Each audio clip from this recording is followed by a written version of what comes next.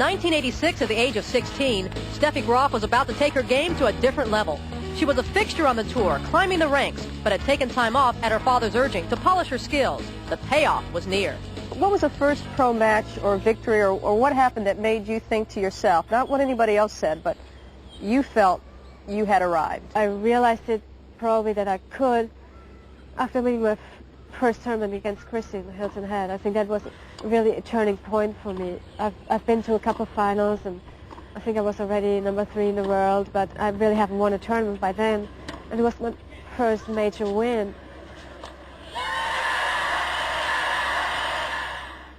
Steffi began collecting Grand Slam victories at the '87 French Open with a win over Martina Navratilova.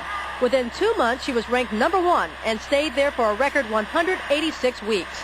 1988 brought a Grand Slam plus Olympic gold. You know, you've grown up in front of the camera on the court, and you seem to be very comfortable at an early age. And then there seemed like at a point that your relationship with the media changed. What happened? Well, what happened? What is still happening? But that's basically from my experiences in Germany that I've had. It's been really, really difficult for me, at times extremely hurtful for what has been written.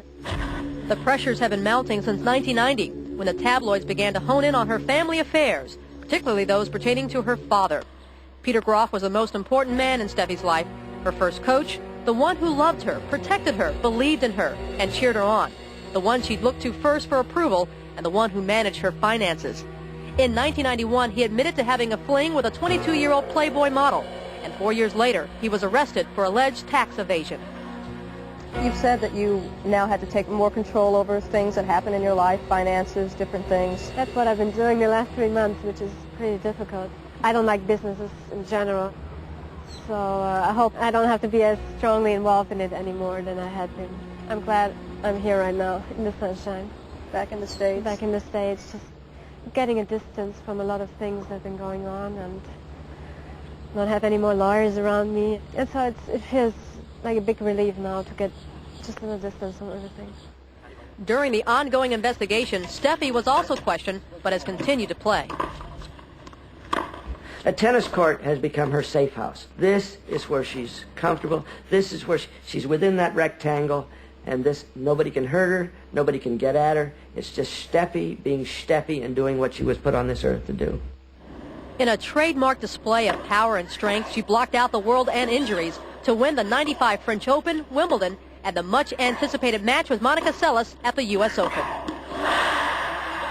Watching the U.S. Open final last year, here's Steffi trying to escape her present situation. Here's Monica trying to forget her past. And here they are locking heads and playing glorious tennis. In the final tournament of 1995, the WTA Championships, it was with obvious relief that Steffi ended the year. Obviously extremely happy to have been able to get through this one, and it's an incredible end to an unbelievable year, so obviously I've been very happy. When the history of Graf's greatness gets reviewed, what she was able to do in '95 was just about as remarkable as it gets. In her 20s, having nothing left to prove, the subject of retirement seems somewhat inevitable.